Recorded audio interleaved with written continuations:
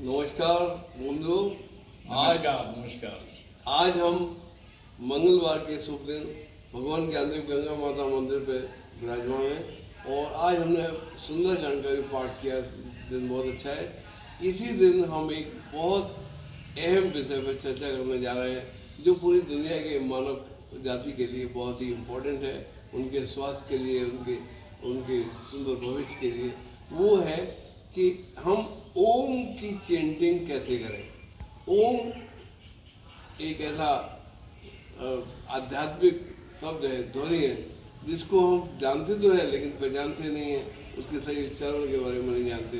तो आज हमने इस पर चर्चा करने के लिए विशेष रूप से अपने ज्ञानी और योगी संत श्री आर के सिन्हा जी को आमंत्रित किया है। वो इस विषय के पे विशेष रूप से चर्चा करेंगे। मैं उनसे कुछ सवाल जवाब करूँगा, उसका वो जवाब देंगे और इसके बाद में मैं आप सब लोगों से भी निवेदन करूँगा कि अगर आपकी कोई क्वेरी है तो जब हमारी ये बात समाप्त हो जाए तो आप सीधे उनसे पूछ के अपने आप को संतुष्ट कीजिए और हमारा ये सबका मिलाव जुलाव मैसेज पूरी दुनिया में जाए, ये मेरी आज की कामना है। इन्हीं शब्दों के साथ मैं सिन्हा साहब का अभिवादन करता हूँ, उनका स्वागत करता हूँ हमारे सत्संग में। और सबसे पहले मैं आपसे ये पूछना चाहूँगा कि ये ओम का मतलब क्या है। इसके अलावा हम इसका सही मतलब नहीं जानते। ओम और ओमकार में अंतर क्या है और हम किस तरीके से इसको अपने जीवन में प्रयोग कर सकते हैं। धन्यवाद वर्मा साहब और धन्यवाद हमारे सभी बंधुगण, सभी उपस्थित लोगों को मैं सादर प्रणाम करता हूं। और प्रणाम करते हुए आज का जो टॉपिक जिसके लिए वर्मा साहब ने हमको बुलाया है, ये इतनी अहम टॉपिक है जिसका कोई वर्णन करने से परे है। ओम जो हम बोल देते हैं अक्सर, किसी भी मंत्र की शुरुआत में ओम लगा देते हैं और कहते हैं उसको ओम। थोड़ी सी कंफ्यूजन के चलते या अभ्रंश में हम लोग डूबते उतराते रहते हैं और जो इसका चैंटिंग का जो मिलना चाहिए बेसिक फायदा, उससे हम वंचित रह जाते हैं। करते हम सब लोग बड़ी भक्ति भाव से, बड़ी श्रद्धा से ओम की बात करते हैं, लेकिन ओम है क्या इसके बारे में बहुत कम संत ज्ञानी लोग जान पाते हैं। द चैंटिंग इटसेल्फ, जब मूल ओम कह रहे हैं, ये ओम नहीं है, ये ओम है। ओम और ये शब्द है, ये 3 अक्षर के मिलने से बना है, या कह सकते हैं कि ये ओमकार है, ओम के आकार का है, ओम जैसा है। क्योंकि सर्वसाधारण को समझाने के लिए ये बड़ा मुश्किल है कि कैसे उसको विच्छेद करके समझाया जाए, तो इसको ओमकार को हम शॉर्ट फॉर्म में कह देते हैं ओम। ओमकार का मतलब है ओम के जैसा। ये जो ध्वनि निकल रही है ये ओम के जैसा है, it is not Om. Clear समझ में है? कोई भी चीज किसी आकार से केवल प्रतिनिधित्व कराया जाता है, उसकी तुलना करके बताया जाता है, समझाया जाता है। तो ओमकार को ओम बोल करके हम इसको मैसेज देते हैं कि ये ओमकार जैसा, जैसा ओम में ध्वनि निकल रही है वैसा ही ये शब्द है। क्योंकि अ और उ मिलकर के ओ बनता है और मकार को यहाँ म कहते हैं, तो दोनों तीनों को मिला करके अक्षर हो जाता है ओ। लेकिन फैक्ट है कि ये ओम का। अब रही बात 3 अक्षर से मिलकर के बना हुआ, वो तीनों अक्षर भी इंडिपेंडेंट अक्षर नहीं है, वो भी प्रतिनिधित्व करते हैं। क्या प्रतिनिधित्व करते हैं? अ, तो अकार है, इट इज नॉट अ। उ, तो ये उकार है, उ के जैसा है, इट इज नॉट उ। एंड मकार है, न कि म। तो अकार, उकार, मकार, ये 3 ही मूल ध्वनि आदमी के कंठ से निकल सकता है बिना जीव के मदद के।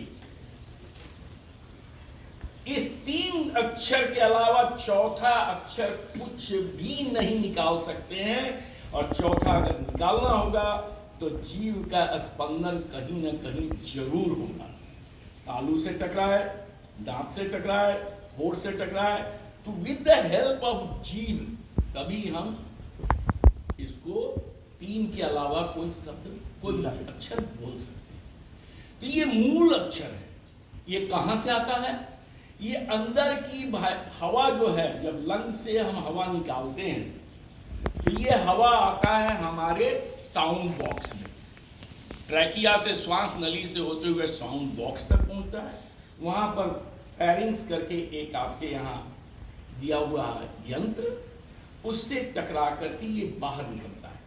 अब इसी तीन मूल अक्षरों से हमारी जितनी भी साहित्य बनी है, जितनी भी भाषाएं बनी है, जितने भी शब्द की रचना हुई है, जितनी भी साहित्य की रचना हुई है, उसके मूल में सिर्फ यही तीन है, जो हम केवल हवा के मुंह से निकालने से जो ध्वनि सुनाई देता है। बाकी कोई चौथा अक्षर नहीं बोला जा सकता है बिना हेल्प के। जीव क्या करता है? जैसे हम बांसुरी बजाते हैं, बांसुरी में हम फूंकते हैं और उंगली बांसुरी के छेद पर, तो साउंड वेव का नोड और एंटी नोड सेट करके हम उसी साउंड से संगीत बना लेते हैं। लेकिन मूल क्या है? केवल हवा है। इसी तरह से मूल में हवा निकल रही है और वो साउंड बॉक्स से होते हुए आ रहा है। तो हमारा जीव का जो जीव मतलब उंगली का कहीं नोड और एंटी नोड न बनावे, तो यही मात्र तीन अक्षर, और इन्हीं तीन अक्षर पर पूरी साहित्य है। इसी तरह से अगर साधारण भाषा में हम समझाएं तो कंप्यूटर में भी जितना रंग बिरंग आप देख रहे हैं, हर प्रकार के रंग बन जाते हैं, वो मूल कंप्यूटर इंजीनियर ने तीन ही रंग का इस्तेमाल किया था। प्रकृति में जितने भी हैं देख लीजिए, सब तीन का ही संयोग है। ये प्रकृति का, ये प्राकृतिक आवाज है जो जानवरों तक भी यही कहते हैं। अगर आप किसी कुत्ता को देख लीजिए, बिल्ली को देख लीजिए, जब वो उबासी लेगा तो उसका मुंह जब खुलेगा तो यही आवाज निकलेगा। यही आवाज हमारे भी कंठ से निकलेगा। लेकिन उन लोगों से आगे बढ़ करके हम लोग मनुष्य कल्पनाशील है, इन्हीं आवाजों को डिफरेंट आकृति देकर हमने पूरी साहित्य की रचना कर दी। हर वाइब्रेशन एक आकार को निरूपित करता है। ये आज का साइंस भी करता है। वाइब्रेशन आकार, और उस आकार का मिला जुला रूप जब आता है तब हम उसको साहित्य या कुछ भी कह लें, भाषा कह लें। तो जो आकार है, जो स्पंदन है, इस स्पंदन से जो आकार निकल रहा है, यही मंत्र है। तो आकार, वाइब्रेशन से आकार बना, और इस वाइब्रेशन से आकार से फिर वो वाइब्रेशन हो जाता है। तो ये दोनों का इंटरेक्शन है, आकार और वाइब्रेशन। पूरी जगत जहां भी स्पंदन है, वाइब्रेशन है, वहां ही जीव है और वहां आवाज है। सर, मैं ask you something, what is the origin of Om and who is the creator? And this Om belong to whom, which deity or God? With due apology, क्षमा करेंगे, ओम का ओरिजिन प्रकृति है, इसको कोई और जन्म नहीं दिया है। ये सिर्फ और सिर्फ मात्र प्राकृतिक चीज है, इसका जन्म नहीं है, ये स्वतः निकलता है। लेकिन पहली बार तो ये ध्वनि कहाँ से? मैं इसका ओरिजिन पॉइंट पूछ रहा हूँ। ओरिजिन पॉइंट क्या है? आपके अंदर बना हुआ है, आपके शरीर में अंदर है साउंड बॉक्स, और जो आप हवा निकलती है वो वहां से निकलती है, और वो अक्षर तीन अक्षर में है, वो आकार, उकार एंड नकार। तो ओम का कहीं जनरेशन हम नहीं कर रहे हैं। ओम हमारा प्राकृतिक रूप से दिया हुआ जीव जंतुओं के अंदर एक स्वाभाविक प्रक्रिया है। अब इस 3 अक्षर के निकले हुए आवाज को ही हम परमुटेशन कॉम्बिनेशन करके हम शब्द बनाते हैं। आगे इसके अलावा ये बताइए सर कि योगा में ओम का क्या महत्व है, हम how we can connect yoga with. Very correct, very correct. जैसा आप सभी लोगों को मालूम है, क्योंकि आप सभी लोग अपने अपने क्षेत्र के विद्वान हैं, मनुष्य के शरीर में 7 एनर्जी चक्र है, और ये चक्र आज साइंस भी मानना शुरू कर दिया। ये चक्र जो है, केंद्र बिंदु जो है, वहीं से ऊर्जा प्रवाहित होती है। पूरे शरीर को अगर देखा जाए तो मात्र 2 काम प्रकृति ने हमारे लिए छोड़ा है, बाकी सारा कार्य प्रकृति स्वयं अपने जिम्मे लिए हुए है। 2 कार्य क्या है? एक पेट भरिए और एक दिमाग भरिए। इसके अलावा आपके शरीर के अंदर लाखों क्रियाएं हो रही हैं, लाखों, यू कांट काउंट इट। और सारी क्रियाएं प्राकृतिक रूप से हमारे शरीर के अंदर से ही वो सब मैनेज हो रही है। Every damn thing is being manage. कुछ ऐसा नहीं है जिसमें थोड़ा सा भी ऊपर नीचे हो। जैसे ही ऊपर नीचे होता है वैसे ही हम बीमार पड़ते हैं, कहीं ना कहीं गड़बड़ होती है। और ये ऊपर नीचे क्यों होता है? क्योंकि हम प्रकृति से दूर हो जाते हैं। प्रकृति से दूर कैसे होते हैं? तो 2 चीज से होते हैं, एक खाना से और दूसरा दिमाग की धुरी से। ये 2 खाली बॉक्स हमको मिले हुए हैं। एक खाना वाला बॉक्स का तो आउटलेट भी है कि अगर गलत सलत खाते हैं तो कुछ समय के बाद अपना प्रभाव दे करके निकल भी जाएगा।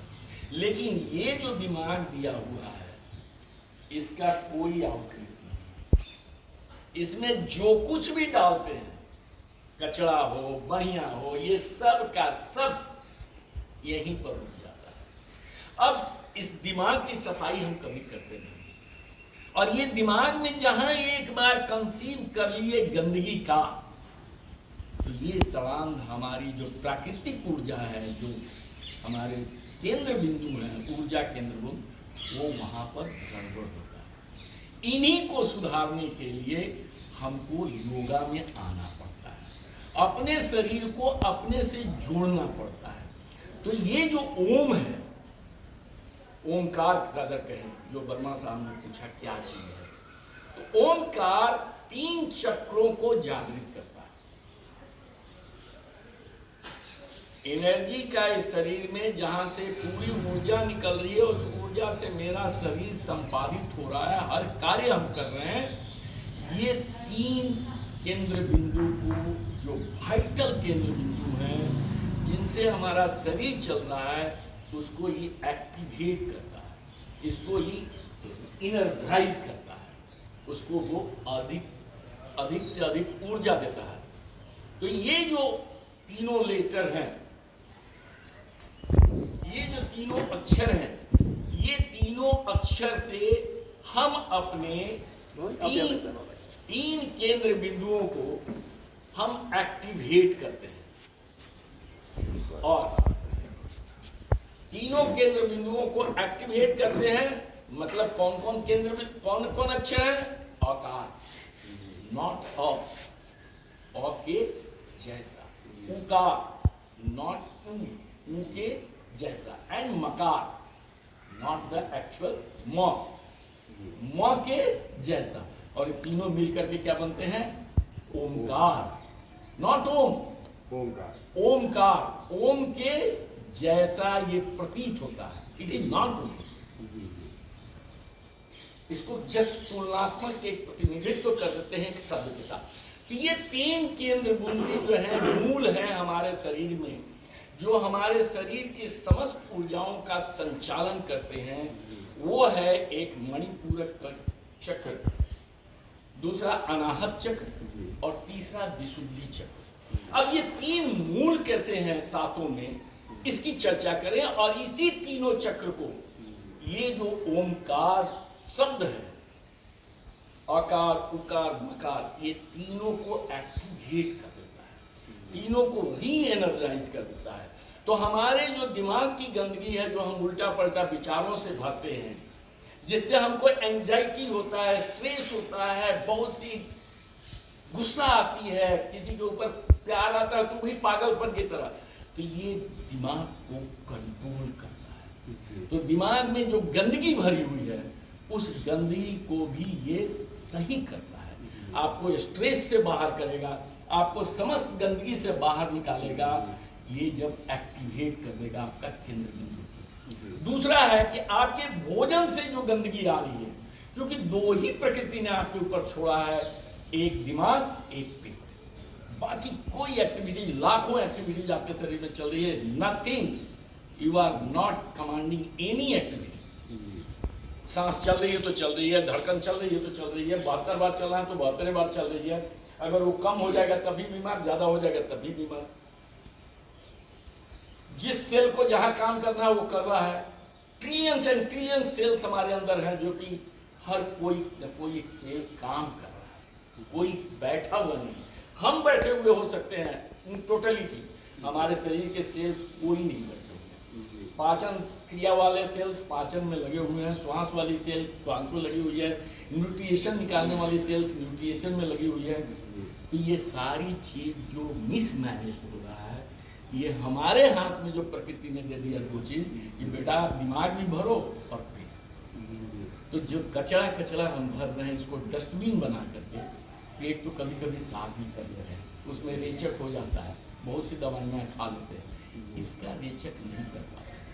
कहते जरूर हैं कि बहुत आसान तरीका है, किसी गलती हो तो किसी को माफ कर दो, अपनी गलती हो तो माफी मांग लो, और अगर किसी ने कुछ अच्छा किया है तो उसका आभार प्रकट करो, ताकि इसको कैरी ना करना पड़े। हम लोग लेकिन कैरी फॉरवर्ड करते हैं, केवल इसलिए कि जन्म से लेकर के आज तक जितने विचार हैं सब हैं, और ये इस तरह के जाल बना हुआ है, मकर जाल, कि आज की डेट में हर आदमी के दिल में 60,000 विचार 24 घंटा में तैर जाते हैं। हम लोग यहाँ चर्चा कर रहे हैं एक बहुत इंपॉर्टेंट शब्द पर, लेकिन सबके दिमाग में कुछ न कुछ और भी बातें चल रही हैं। घर पर क्या हो रहा है, बाहर क्या हो रहा है, कितना समय हो गया, बहुत देर से बैठे हुए हैं, थक गए, पैर दर्द कर, मतलब डिफरेंट है। लेकिन सरप्राइजिंग ये है कि जब इसको टेस्ट किया गया साइकोलॉजिस्ट द्वारा, तो ये देखा गया कि 98% विचार रिपीटिटिव हो गए।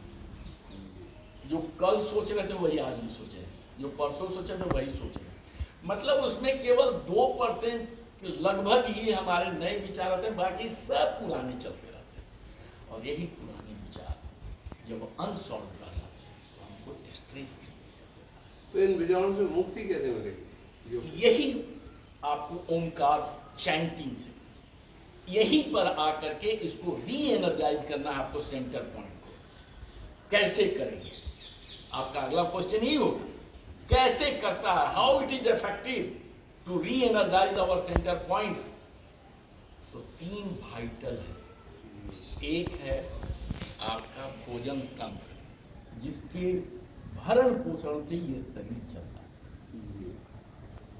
दूसरा है, अगर विचारों से मुक्ति पाएंगे तो नए और क्रिएटिव विचार हमारे दिमाग में आएंगे, सृजनात्मक विचार आएंगे, कुछ हम अच्छा करने का सोचेंगे।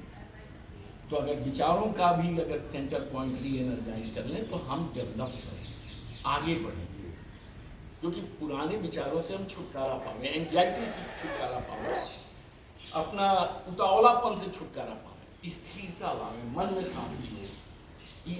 इसको करने के लिए हमें पॉजिटिव सोच लेके नहीं, पॉजिटिव नेगेटिव यहाँ पर कुछ नहीं है। It is nothing help with positive and negative. यहाँ पर है कि जो विचार जहाँ से जनरेट होता है उस विचार पर नियंत्रण पाना है, नियंत्रण पाना है, उसको री एनर्जाइज करना है, उसको एनर्जी देना है। तो बाकी जो चीज गंदे हैं वो छल जाएंगे और जो अच्छे विचार बन जाएंगे। तीसरा है, कौन कौन सा चीज हम ग्रहण करें, जिसका कि सेंटर पॉइंट अलग है, और इसी चक्र को उपयोग करके हमारे भोले शंकर शंभु जो जगदीश की उपाधि पाए, महादेव की उपाधि पाए, हलाहल से पूरी सृष्टि को बचा लिए और यहीं पर आकर के उन्होंने इस छलनी का काम किया था। तो अब तीनों चक्र कौन कौन है जो ओंकार से होता है? जैसे तीन के अलावा और चौथा चक्र नहीं, से प्रभावित? तीन प्रभावित डालते हैं हमारे डे टू डे एक्टिविटीज पर।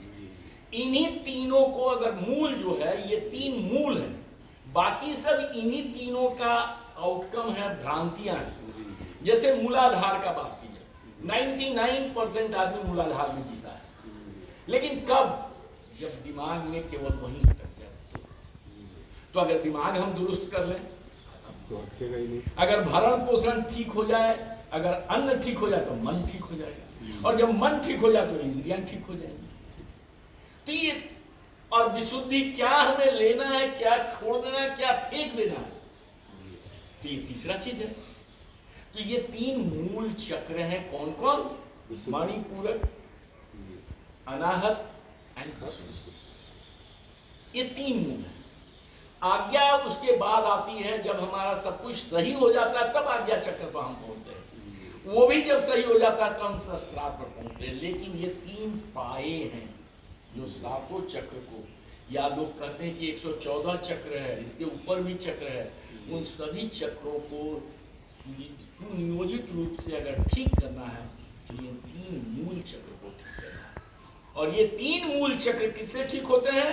आपके प्राकृतिक आवाज जो निकल रही है प्रकृति से, ये हमारी आवाज नहीं है, ये प्रकृति से निकल रही है कि श्वास केवल हम बाहर निकाल रहे हैं, हमारे साउंड बॉक्स से वो हवा आ रही है, और बिना जीव के मदद के हम तीन ही लेटर निकाल पाते हैं। चौथा कोई लेटर नहीं निकाल सकता। चौथा जो भी लेटर निकालने जाएंगे तो उसमें जीव का हमको हेल्प लेना। ओम कहाँ जंप कर जा रहे हैं, एक एक करके चलिए। वो ओम कहाँ है? हम तो कह ही रहे हैं कि ओम है ही नहीं। अब फिर उसी कंफ्यूजन में है कि सारा चीज हो रहा है, फिर वहीं के वहीं आ रहा है। इट इज नॉट ओम। अब कैसे है? मणिपूरक चक्र जो हम और कहते हैं, मणिपूरक मतलब क्या हुआ? मणिपूरक चक्र नाभि के 1.25 इंच नीचे होता है। नाभि से ही हमारा जीवन शुरुआत हुआ। हमारे जितने भी अंग बने हैं नाभि से ही बने, और ये नाभि सृजनात्मक कहाँ था? माँ के उदर में। वहां से शुरुआत हुई और उसी में से हार्ट बना, ब्रेन बना, सब कुछ। तो मनुष्य का जड़ क्या है, या किसी भी प्राणी का जड़ क्या है? नाभि। अगर वो स्तनधारी है, अंडज और स्थावर का हम नहीं बात कर रहे हैं, अगर वो स्तनधारी है तो उसका चक्र कहाँ है? नाभि। और नाभि से ही सारे अंग कनेक्टेड है, सारी नस नाड़ियां कनेक्टेड है, क्योंकि वही मूल है जहां से सब कुछ बना है। तो ये मणिपूरक चक्र है जो कि आपके नेवल पॉइंट से 1.25 इंच नीचे होता है। वहां से शुरुआत होती है। 72,000 नस नाड़ियां हैं जैसा मेडिकल साइंस कहता है। वो 72,000 नस नाड़ियों का मीटिंग पॉइंट है। अगर वहां हम वाइब्रेट करें तो ये यहाँ पर केंद्र बिंदु है 72,000, जो हमारे सभी अंग से, हर सेल से जुड़ा हुआ है। तो इसका वाइब्रेशन हर जगह। तो नाभि में जो कुछ भी हम डालेंगे उससे पूरा भरण पोषण होता है। और भरण पोषण केवल शरीर का नहीं, शरीर के अंदर निहित एक एक सेल का भरण पोषण होता है। Am I clear, sir? Yes, sir. तो मणिपूरक चक्र हुआ। दूसरा है अनाहत चक्र, जो हमारी छाती का, सर, अनाहत चक्र जहां हमारी छाती की पसलियां मिल रही हैं, उनके नीचे ज्वाइंट पर एक कोमल सा बिंदु है, छोटा सा। अनाहत, अनाहत का मतलब जो कहीं टकराए नहीं, जिसका हत न हो, बिना टकराए हुए वहां से निकले। तो ये यहां से जब निकलता है तो यहां पर एक आपको शक्ति की संचार होती है, मतलब ये सृष्टि की एक तरह से संचार होती है, जो ये बिना किसी रुकावट के प्रवाह में प्रवाहित हो जा रही है। तो प्रकृति प्रवाह चाह रही है, और प्रवाह में जब शामिल होंगे तो कोई भी नई सोच, नई विचार जन्म लेगा। तो ये है अनाहत चक्र। और तीसरा है विशुद्धि चक्र। विशुद्धि का मतलब the word itself is telling filtration, शुद्ध करना, गंदगी को छान करके और शुद्धता की ओर बढ़ना, यह है विशुद्धि। तो ये विशुद्धि चक्र जो है वो कहाँ है? हमारे कंठ पर। इसीलिए भगवान नीलकंठ ने जहर जब लिया तो यहीं पर फिल्टर करके रख दिया। जो प्रेसिपिटेटेड पॉइजन था वो यहीं रह गया, बाकी उनके शरीर में नहीं था। तो हमारी जितनी भी गंदी विचारें हैं, इनको हम विशुद्धि चक्र में ही रोक लेते हैं। अगर विशुद्धि चक्र एक्टिवेट हो गया तो, और एक्टिवेट कैसे होगा? इसी चैंटिंग से होगा। जो नए विचार आएंगे, क्रिएटिव विचार आएंगे, जो सृजनात्मक विचार आएंगे, वो कहां से आएगा? अनाहत चक्र से आएगा। और जो भरण पोषण का जो चाहिए वो कहां से आएगा? मणिपुर। Is it clear? तीनों क्लियर है sir? Now I would like to ask you, what is the correct way of chanting Om, and what is the duration and exact time कि किस समय में इसे करना? वेरी करेक्ट, बहुत बहुत धन्यवाद। आगे बढ़ते हैं। अब आपके with due regard and apiology मैं इसको थोड़ा सा पहले बता दूं, ये तीनों लेटर कैसे कैसे हैं और ये तीनों चक्र क्या है। ये जो आपका मणिपूरक चक्र है, ये मणिपूरक चक्र जो भरण पोषण कर रहा है, ये किसको रिप्रेजेंट कर रहा है? विष्णु को। क्योंकि हम जो त्रिदेव को जो कल्पना किए हैं, ये त्रिदेव हैं, तो विष्णु के जिम्मे ही भरण पोषण है, पालन है।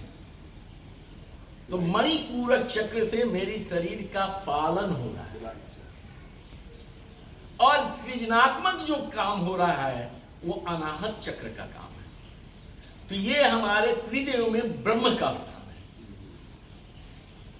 और विशुद्धि जहां से कि हमारा सब कुछ नियंत्रित हो, सब कुछ ठीक ढंग से चले, गंदगी लेना नहीं है, केवल अच्छे विचारों को शामिल करना है और उसके अनुसार पूरे शरीर पर एडमिनिस्टर करना है, वो है महेश। तो कंठ क्या हो गया? शिव स्थान, शिव का स्थान। अब ये तीनों देव हमारे सनातन धर्म की विशेषता, महानता कि स्त्रियों की, नारियों की भरपूर मतलब लोगों ने स्थान दिया है। तीनों देव की कल्पना करने के साथ साथ तीन देवियां भी हैं। यहाँ पर नारियों का और किसी धर्म और किसी पंथ के जैसा छोड़ नहीं दिया गया है। हमारे यहाँ बोला गया है कि शक्ति अगर तीन देव में है तो वो सारी शक्ति तीन नारियों में ही निहित है। भरण पोषण बिना लक्ष्मी के हेल्प के हो ही नहीं सकता है। अर्थ चाहिए, बिना अर्थ के विष्णु पंगु है, बहुत बहुत ताकत वाले हों, लेकिन भरण पोषण के लिए मुद्रा चाहिए। तो लक्ष्मी का स्थान विष्णु के साथ दिया गया है कि भाई भरण पोषण करो, हम तुम्हारे साथ हैं। और सृजनात्मक कभी नहीं हो सकता है, कोई भी उच्च विचार नहीं आ सकता बिना बुद्धि के, बिना विद्या के। तो ब्रह्म भी अपाहिज हैं अगर उनके साथ सरस्वती न हो। तो सरस्वती का है। और सब कुछ फिल्टर करना, अच्छी चीज को हंस की तरह ले लेना, गंदगी को छोड़ देना, विशुद्ध कर लेना, अपने अच्छे थॉट को संभाल लेना, ये किसका काम है? ये है शिव का, और विद द हेल्प ऑफ शक्ति। क्योंकि हमारा ये जो दिमाग है, अगर ये सही रहेगा, इसमें सही विचार आएंगे, तभी हम आगे बढ़ सकते हैं। तो ये दिमाग को सही करने के लिए हमारा तीसरा जो सेंटर पॉइंट है वो विशुद्धि चक्र। अब कैसे ये तीनों अक्षर का जो चैंटिंग है वो कैसे तीनों को शुद्ध करता है, एक्टिवेट करता है, री एनर्जाइज करता है।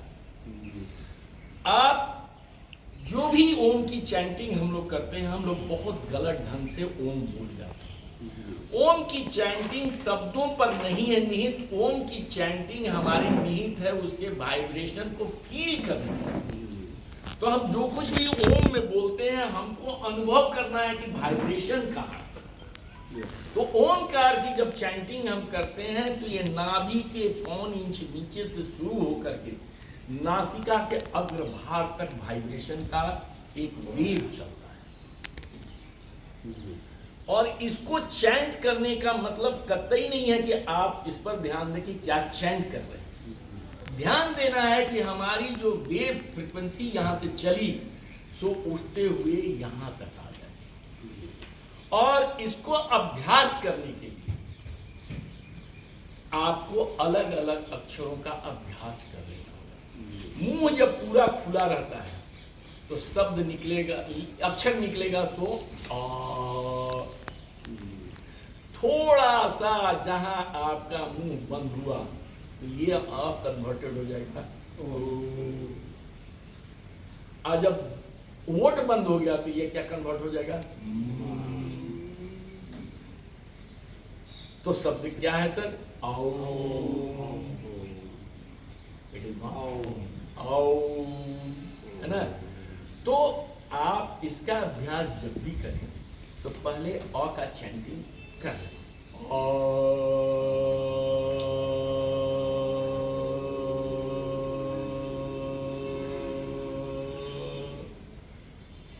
इसका फील करें, नाभि के 1 इंच नीचे वाइब्रेशन हो रहा है। यहाँ पर जब वाइब्रेट होगा तो यहाँ 72,000 का मीटिंग पॉइंट है, यहाँ जो कुछ भी मिलेगा वो चारों तरफ फैला देगा। तो ये वाइब्रेशन चारों तरफ शरीर में फैलेगा और चारों तरफ जब फैलेगा तो हर एनर्जी जब वाइब्रेट करेगा तो वहाँ कुछ न कुछ ऊर्जा पहुँचेगी और वो शक्तिशाली होगी। दूसरा अक्षर है उकार। ये जब हम कहते हैं ओ,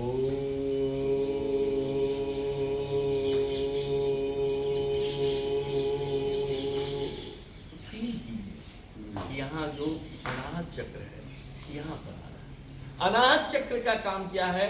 ये ऐसे फैलाएगा हॉरिजॉन्टली वाइब्रेशन। अगर आपका इसमें जब दक्ष हो जाइएगा, फीलिंग में दक्ष हो जाइएगा तो ये एनर्जी फैलते हुए ऊपर जाएगा, मतलब सृजनात्मक बुद्धि देगा। और तीसरा है ये कहाँ आएगा?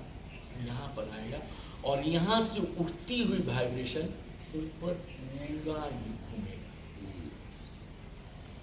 तो आपको यहाँ पर जितने भी गंदे विचार हैं वो फिल्टर हो जाएगा। तो आपका दिमाग जो है वो गंदगी से खाली होगा। एक साथ मिला के कैसे बोलेंगे? हाँ, अब हम लोग चैंटिंग ऑफ ओमकार पर आते हैं। मैं 1-2 बार कर लेता हूँ, उसके बाद हम लोग सब लोग मिल करके करेंगे। क्योंकि मिल करके करने में क्या है कि उसका वाइब्रेशन हम लोग को सबको फील होता है और आवाज गूंजती है। सो पहले मैं कर देता हूँ एक लंबी गहरी सांस, डीप ब्रीदिंग मैं कर देता हूँ, उसके बाद आप लोग हमारे साथ साथ करेंगे। थोड़ा सा पॉज, शरीर को स्थिर करते हुए मुंह खोलना है और मैं करता हूँ।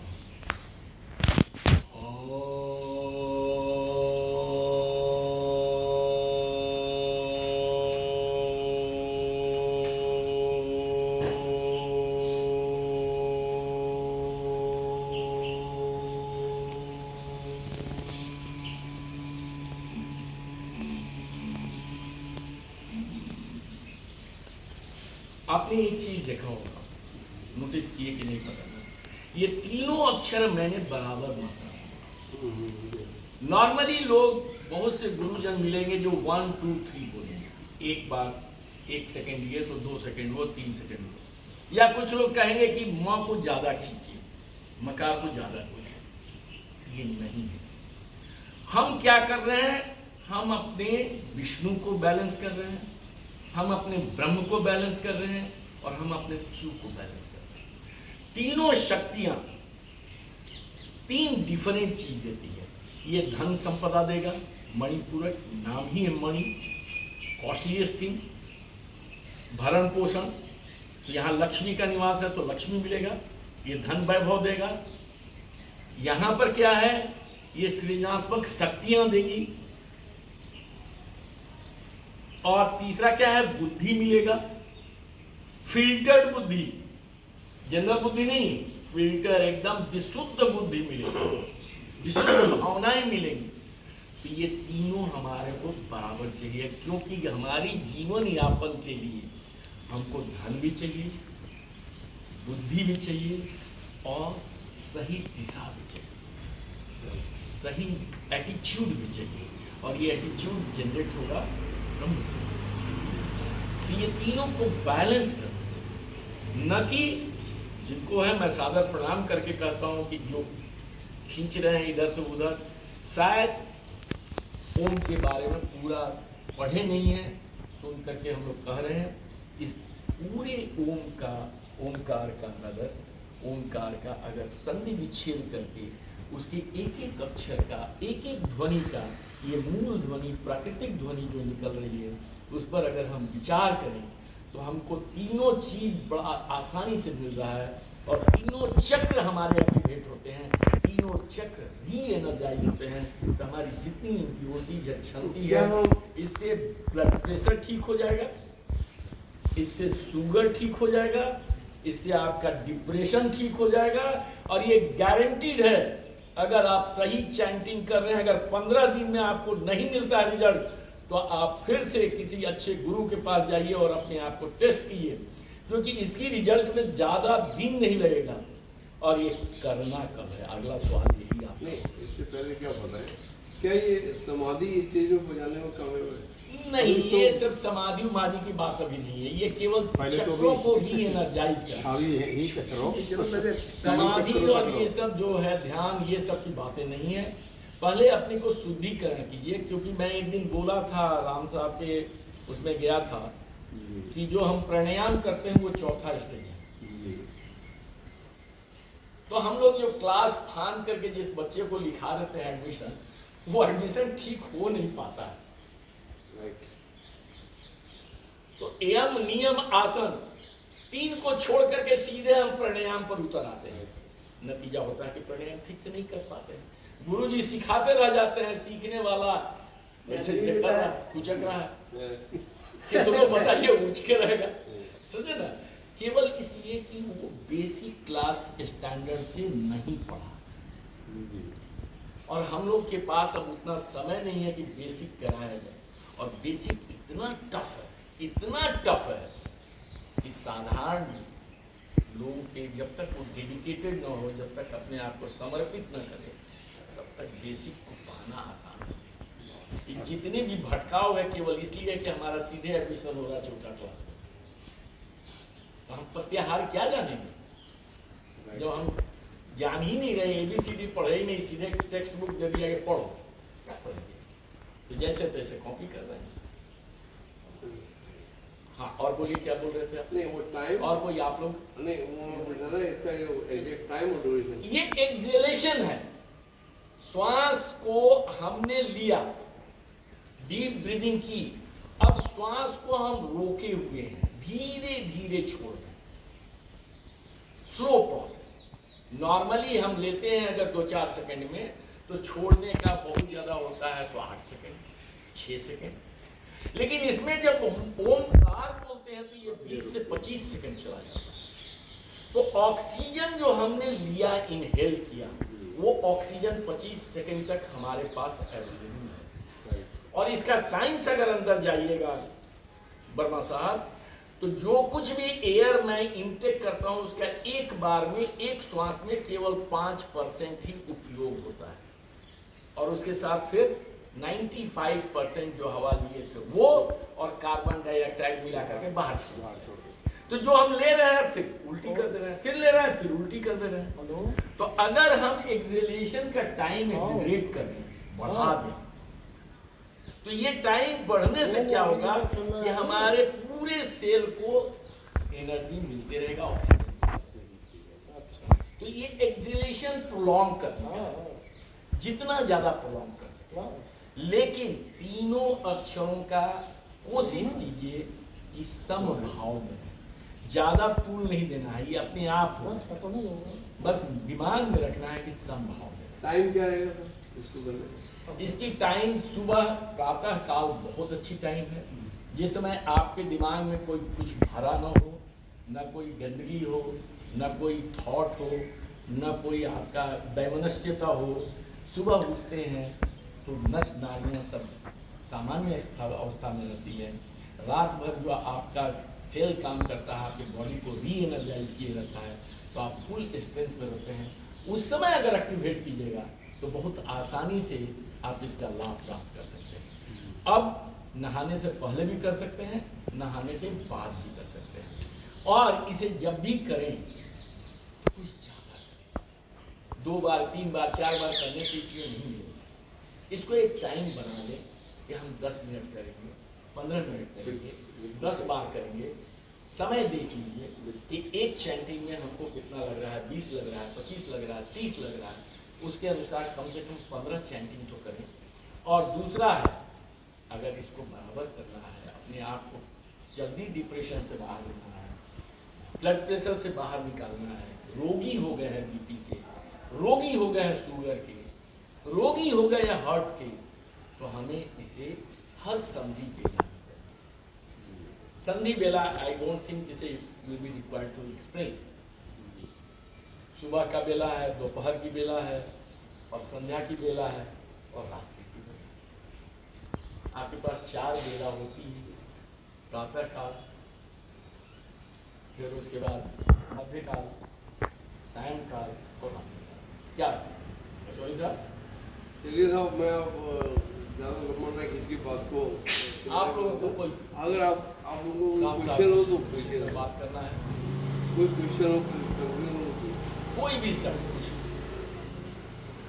एक्चुअली सर जो हम ओमकार का जो उच्चारण करते हैं, हम इन चीज़ों पर ध्यान ही कहाँ देते हैं। जो ध्यान देना चाहिए वो तो हम देते नहीं, हम तो करने लगते हैं। और जो जैसे चाहता है वैसे करता है, कोई अपने मुख खोलता है, कोई औ कहता है, कोई कहता है, और हम सीधे सीधे ओम का कहते हैं। और वो एक्चुअली हम लोग उस तरह से करते ही नहीं उसको, जो उसका हमको भरपूर लाभ मिले। लेकिन ये जरूर है कि जो हम करते हैं उसका लाभ हमें मिलता है, लेकिन वो कम मिलता है। लेकिन जब वो सही विधि से अगर करेंगे तो लाभ ज़्यादा मिलेगा। तो हम लोग कोशिश तो करना चाहिए। ऐसी बात नहीं, जो आपने बताया है वो 100%। सर ये तीनों तभी एक्टिवेट होगा जब 100% तीनों की वाइब्रेशन हम अनुभव करेंगे। अगर अनुभव नहीं कर रहे हैं, केवल बोल रहे हैं, तो हम ऐसा ही हुआ कि आंख बंद करके बजाना हमारा। इसको अनुभव करना है और तीनों शक्तियों को जागृत करना है। हृदय का काम बंद कर देता है। हाँ, अधिकतर हृदय के काम बंद से लेते हैं। इसमें जहां करेंगे विशुद्धि चक्र हमारी सारी इरिटेशन को छान Right. करके बाहर कर देगी। राइट। और जितना भी हम लोग जो टेंशन में जो हम पल करके आज बढ़ा रहे हैं, अपना ट्राइग्लिसराइड बढ़ा रहे हैं, अपना ये बढ़ा रहे हैं, ब्लड को गाढ़ा कर रहे हैं, हार्मोनल डिस्टर्बेंस हो रहा है, ये पूरी बॉडी अलाइन हो जाएगी। वो तो मंत्र है सर जी, मंत्र तो बिल्कुल मंत्र जो कह रहे हैं, मंत्र का वाइब्रेशन ही मंत्र है। और सभी मंत्रों के पहले ओम का जाप सब कोई बोला है कि कीजिए। हर मंत्र ओम से प्री प्रिपरेशन से उसके बगैर कुछ हो मतलब ही कि नहीं वो सकता। प्रिपरेशन है, पहले फाउंडेशन बनाइए ओमकार करके, और वहीं से चलता है। क्योंकि मंत्र और यंत्र तंत्र ये तीनों आपके ध्वनि के वाइब्रेशन यही है। ध्वनि का वाइब्रेशन अगर ऑसिलोस्कोप पर देखिएगा तो देयर विल बी एन आकार वाइब्रेट करेगा, उसका एम्पलीट्यूड और फ्रीक्वेंसी दोनों मिलाइएगा तो ये वाइब्रेशन एक आकार बनाएगा। इस आकार को ही हम कहते हैं मंत्र। तो जो मंत्र बनता है वो भी वाइब्रेशन से ही बनता है, और इनको दोनों को मिला करके जो बनता है वही तंत्र होता है। और पटेल साहब, आपको कोई अच्छा। टाइम का वो बोलने का क्या सही तरीका है? और कुछ बोलिए, आप लोग भी कुछ बोलिए।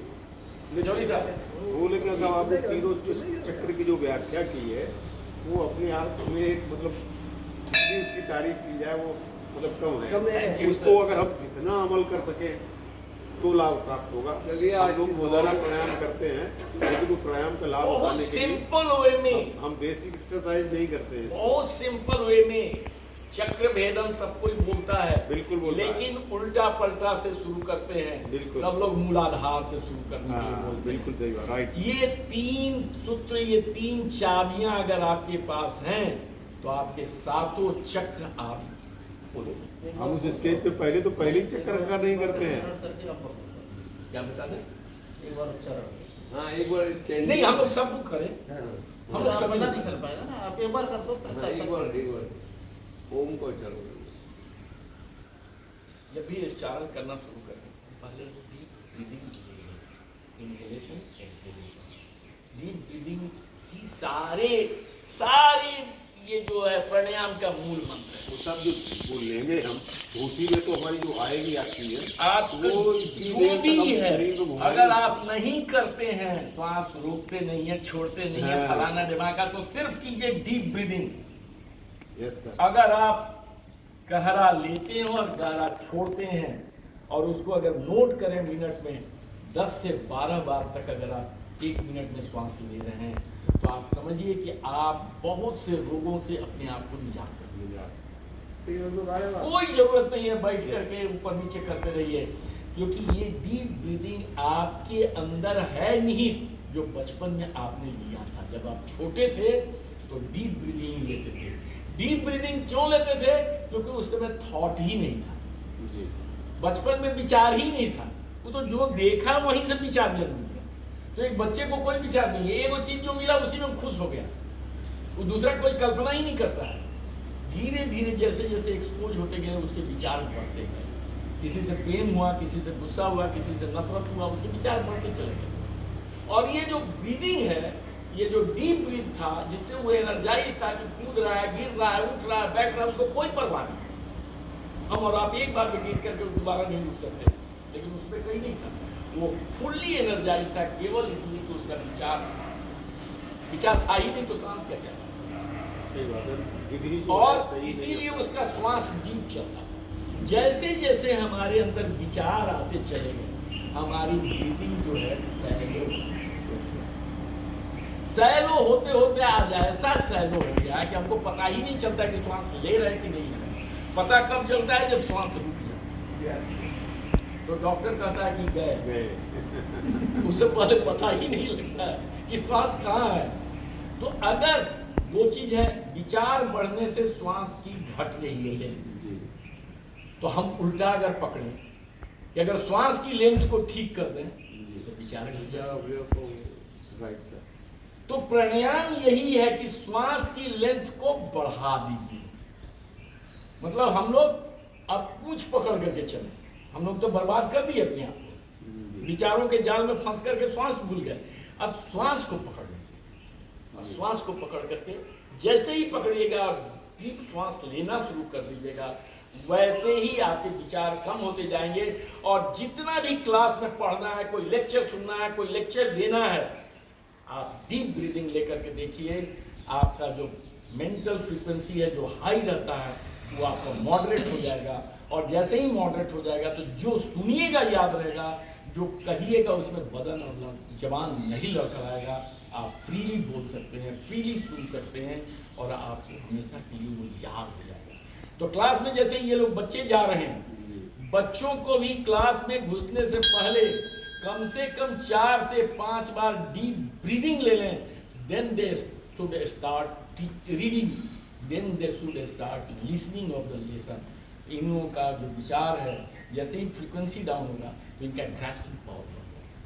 तो विचारों को ठीक करने के लिए श्वास को ही हमको लेना है, और ये जब बार बार लेते रहेंगे तो ये हमारी आदत में शामिल हो जाएगा, और फिर हमको सोते उठते जाते करते सब हो जाएगी। तो इस आदत में डालना, आदत बनाना। चलिए अब मैं थोड़ा सा श्वास को नियंत्रित करके मैं ओम बोलता हूँ।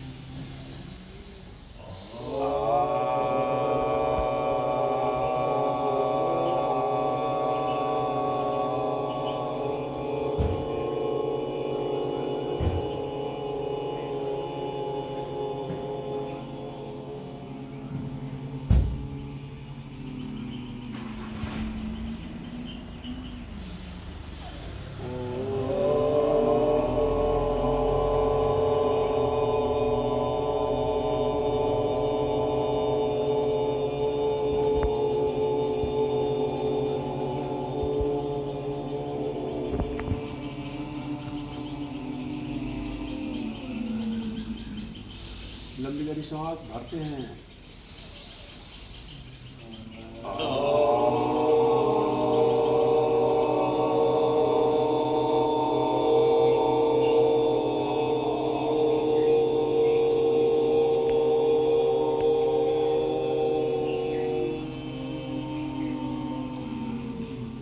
जय श्री राम। बहुत बढ़िया सर, बहुत बढ़िया।